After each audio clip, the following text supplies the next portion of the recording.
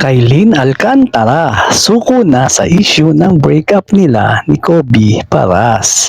Move on. Alright. Kung di pa po kayo nakapollow, follow and share lang po para sa more update po. Salamat. Gusto nang mag-move on ng kapuso actress na si Kailin Alcantara mula sa controversial nilang breakup nila ng dating partner na si Kobe Paras. Ito ang laman ng inilabas ng official statement ng Sparkle JMA Artist Centers hinggil sa mga isyung inasangkutan ng kanilang artist na si Kailin dahil sa breakup nila ni Kobe. Nag-issue ng official na pahayag ang Sparkle matapos maglabas ng video ang nanay ni Kobe na si Jackie Poster tungkol sa mga nalalaman niya kung bakit naghiwalay ang celebrity couple. Dahil dito, mas lalo pang uminit ang usapin sa paghihiwalay ni Kobe at Kailin kasabay ng paglabas ng kung ano-anong spekulasyon mula sa mga netizen.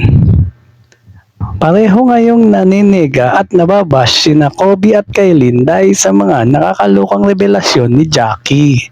Matindi rin ang natatanggap ng batikos ni Jackie matapos ang kanyang pagsasalita. Narito ang buong statement ng Sparkle. Kailin would like to move on with this issue. She has chosen to keep her peace and maintain the respect for the people who have been part of her life. She hopes we can all move on and put this issue to rest. Nauna rito, ipinagtanggol naman ni Kailin ni Samantha Rose ang jowa ng kanyang kapatid na si Robin Alcantara.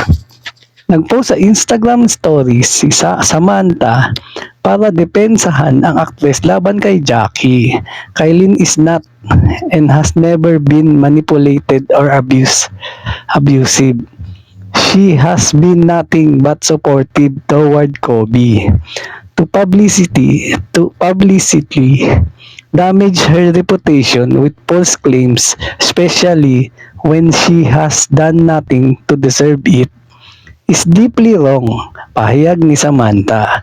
Dugtong pa niya, if there was true intent to resolve this amicably, it would have been handled privately, not through public attacks disguised as concern.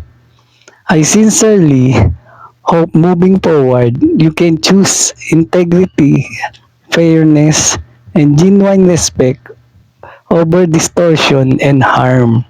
Lastly, Kailin deserved to be defended with the same grace and dignity she was always shown. Yan ang totoo. Alright. Thank you for watching po. Follow for more videos. Salamat!